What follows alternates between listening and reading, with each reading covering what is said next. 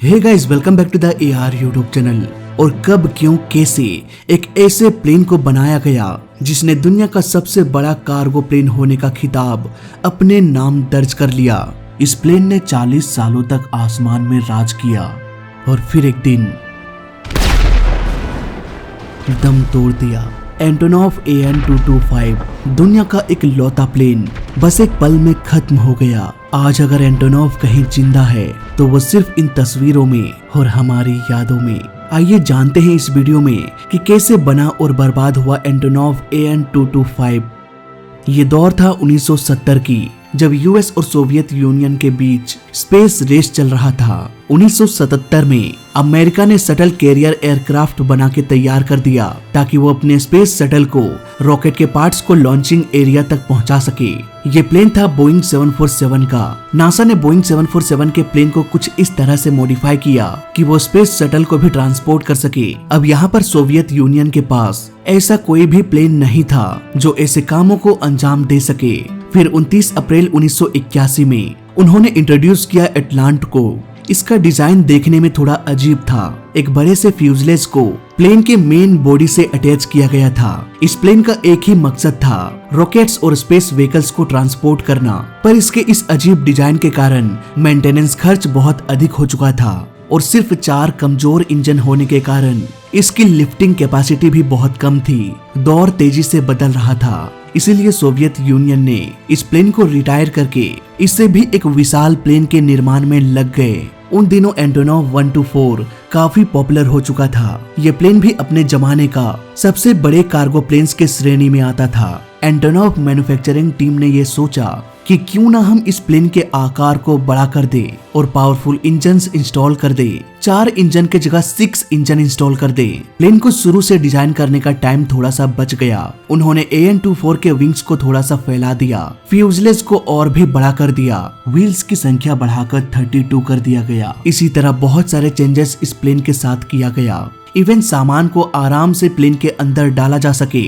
इसके लिए नोज को कुछ इस तरह से डिजाइन किया गया कि पूरा का पूरा नोज खुल के ऊपर की ओर शिफ्ट हो जाए। कई सालों की मेहनत के बाद एंटोनोव 225 बनके तैयार हो गया।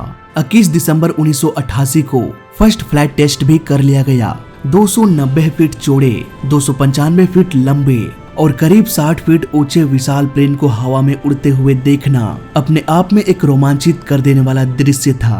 पहली उड़ान के साथ ही इसने दुनिया का सबसे बड़ा कार्गो प्लेन होने का खिताब अपने नाम दर्ज कर लिया। इस प्लेन के बन जाने के बाद एटलांट का कोई काम रह नहीं गया, इसलिए एंटोनोव 225 के बनने के कुछ ही महीने बाद इस प्लेन को रिटायर कर दिया गया।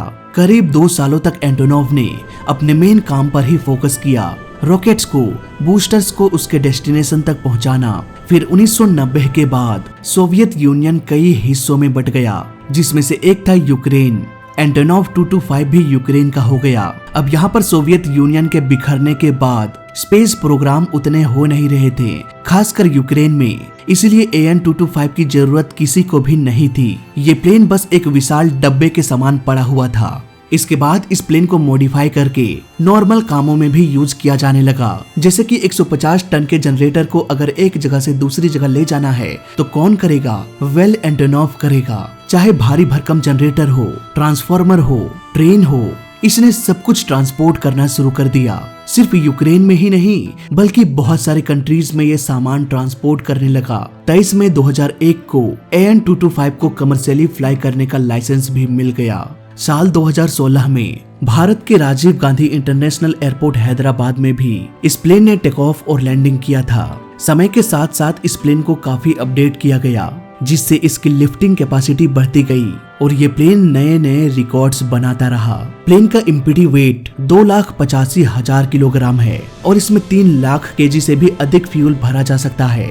इस प्लेन ने बहुत सारे रिकॉर्ड्स बनाए, जैसे कि 1,89,800 केजी के एक सिंगल सामान को एंटोनोव के द्वारा बड़े ही आसानी से ट्रांसपोर्ट कर दिया गया। साल 2001 में 4 बैटल टैंक्स को डाल दिया गया था, जिसका वजन करीब 2,54,000 केजी से भी अधिक था। एंटोनोव 225 बड़े ही आसानी से इतने भारी भरकम टैंक्स को भी लेके उड़ गया। ऐसे ही न जाने कितने ही रिकॉर्ड्स AN-225 के नाम दर्ज है। साल 2020 में जब पूरी दुनिया लॉकडाउन में था, तब वो एंटोनोव ही था जिसने कई सारे कंट्रीज में मेडिकल सप्लाई पहुंचाया। लेकिन किसी ने भी ऐसा नहीं सोचा था कि एंटोनोव का अंत कुछ इस तरह से हो जाएगा। 24 फरवरी 2022 को एक खबर आई कि रसिया और यूक्रेन के वार में AN-225 डिस्ट्रॉय हो चुका है। 27 फरवरी को टूटे हुए प्लेन के कुछ फोटोज को रिवील कर दिया गया। एंटोनोव AN-225 जो कभी आसमान में शान से उड़ा करता था, जो दुनिया में एक लौता प्लेन था, अब वो प्लेन इस दुनिया में नहीं है। अगर कहीं है तो बस किताबों में और हमारी यादों में। एंटोनोव हमेशा हमारे दिलों में जिंदा रहेगा। तो ये थी कहानी एंटोनोव 225 की। फिलहाल इस वीडियो में अभी तक के लिए बस इतना ही। वीडियो अच्छा लगा तो लाइक कर देना, बुरा लगा तो डिसलाइक कर देना, और दोनों ही केस में चैनल को सब्सक्राइब कर देना, क्योंकि इस चैनल में सीखने के लिए बहुत कुछ है। तो मैं मिलता हूँ आपसे अगली वीडियो में। तब तक के लिए देखते रहिए और सीखते रहिए। जय हिंद, वंदे मातरम।